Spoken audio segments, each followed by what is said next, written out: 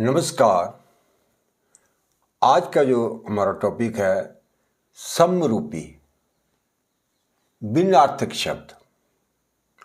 ऐसे शब्द जिनका रूप समान लगता है हमें लेकिन उनके अर्थ भिन्न होते हैं। इनको श्रुति सम यानी सुनने में बिल्कुल एक समान जो लगते हैं शब्द, देखने सुनने में एक जैसे लगते हैं किंतु उनके जो अर्थ होते हैं वो भिन्न होते हैं। इनको समोच्चारित मतलब एक समान उच्चारण वाले या शब्द युग्म भी कहते हैं।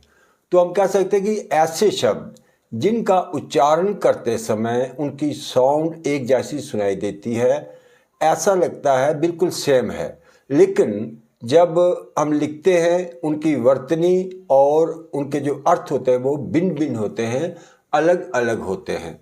वो आवाज़ जो हमें एक जैसी सुनाई देती है लेकिन जो उनके लिखने के समय उनमें जो वर्तनी है उसमें थोड़ा अंतर रहता है और साथ ही जो उनके अर्थ हैं वो तो भिन्न होते ही हैं। तो देखें कुछ जैसे किरण, करुण, किरण, करुण, इनके सुनने में भी थोड़ा हमें समरूपता नज़र आती है। यहाँ इनके जो अर्थ है उसमें भी अंतर है, भिन्न है। जैसे किरण, इसका अर्थ है रश्मि, जैसे सूर्य रश्मि, और करुण का अर्थ होता है दयनीय, जिसकी स्थिति यानी कि दया योग्य हो। इसी तरह देखें अकथ और अथक, अकथ अथक, इनमें भी जो इनकी ध्वनि है उसमें समरूपता लगती है हमें सुनने में।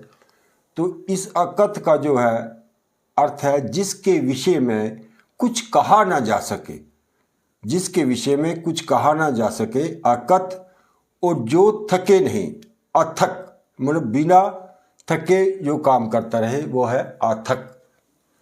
इसी तरह है अनल और अनिल।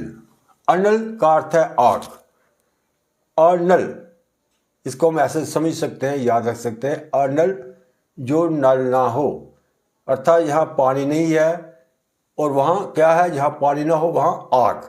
इस तरह से इसको याद रखने के लिए इसको इस तरह से याद रख सकते हैं। और अनिल का है हवा, अनल आग, अनिल हवा। आगे देखें चरित्र और चरित्र। चरित्र का अर्थ है जीवनी और चरित्र का अर्थ है मनुष्य का स्वभाव, उसकी वृत्ति, चाल चलन। अवलंब और अविलंब। अवलंब का अर्थ है सहारा, आश्रय, और अविलंब का अर्थ है शीघ्र, जल्दी, बिना देर किए।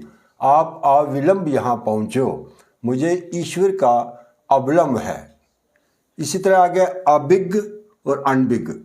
अभिज्ञ का अर्थ है जानने वाला, जो किसी विषय के बारे में जानता है, और अनभिज्ञ का अर्थ है अनजान, जो किसी बात के बारे में, किसी विषय के बारे में उसको जानकारी ना हो, अनजान। अविराम और अभिराम। अविराम, इसका अर्थ है लगातार, बिना रुके, बिना विराम के, और अभिराम जो है इसका अर्थ है सुंदर, जैसे नयना अभिराम, प्रभु श्री राम। अभिनय और अभिनव। अभिनय, इसका अर्थ है नाट्य क्रिया, मतलब नाटक करने की जो क्रिया है, एक्टिंग। और अभिनव का अर्थ होता है नवीन, नया। इसी तरह आसान, अवसान। आसान का अर्थ सरल और अवसान का अर्थ होता है अंत, किसी चीज का अंत होना। आगे अमित और अमित।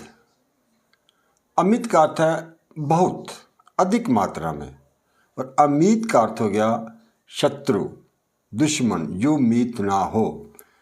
इसे देखें उपचार, अपचार। उपचार, अपचार। उपचार का अर्थ हो गया इलाज, ट्रीटमेंट कर रहा, और अपचार का अर्थ होता है अपराध, मतलब कि जो सदाचार के विपरीत कार्य करना। आर्त और आर्द्र आर्त का अर्थ है दुखी, आर्द्र का अर्थ है गीला। अवधि, अवधि, इनमें केवल मात्रा का अंतर है, छोटी जहाँ छोटी है जहाँ बड़ी है।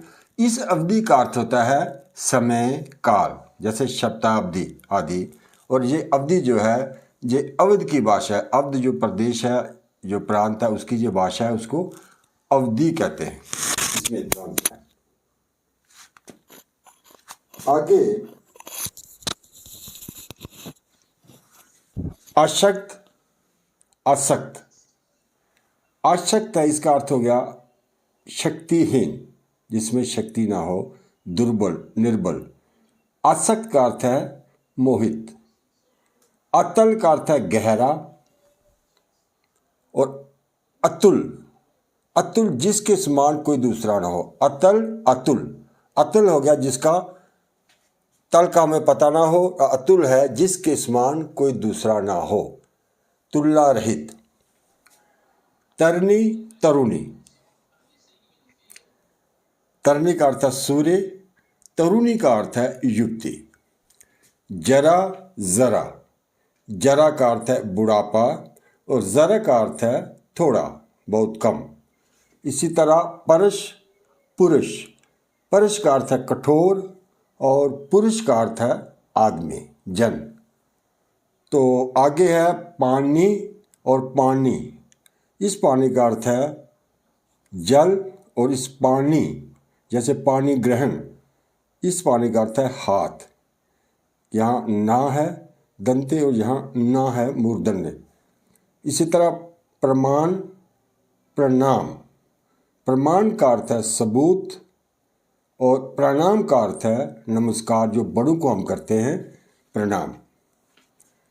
वास का अर्थ है निवास और बास का अर्थ है गंध। यहाँ वास है, यहाँ बास है। तो आज की वीडियो में इतना ही। अगर वीडियो अच्छी लगे इसको लाइक और शेयर करें। अगर आप नए हैं तो चैनल को सब्सक्राइब भी करें। धन्यवाद।